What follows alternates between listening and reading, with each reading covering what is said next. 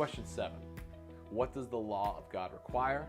That we love God with all our heart, soul, mind, and strength, and that we love our neighbor as ourselves. So this is, again, a summary of Jesus' answer to what is the greatest commandment. And while these things are all true, if we go to the expanded answer on your app or in the book, we're going to see that it is much, much heavier than this. Answer: personal, perfect, and perpetual obedience, that we love God with all our heart, soul, mind, and strength, and love our neighbor as ourselves. What God forbids should never be done, and what God commands should always be done.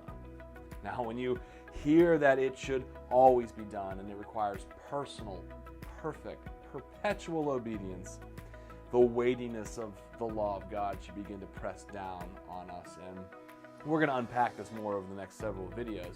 But understand that because God is perfect, His law requires perfect obedience. And it's not good enough to just obey it perfectly one day and then mess it up the next day if we are trying to be justified by the law or show God how good we are by obedience to the law. God is perfectly good, and therefore He requires perfect obedience to His law.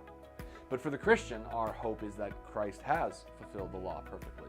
And now He lays before us these two commandments that sum up all the law. Love God and love your neighbor.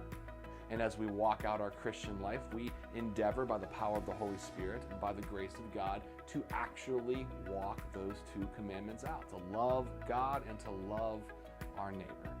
Why? Well, one, because it's what the law of God requires, but two, out of a love and a gratitude to God for what He has done for us. So to recap, question 7, what does the law of God require? That we love God with all our heart, soul, mind, and strength, and our neighbor as ourselves.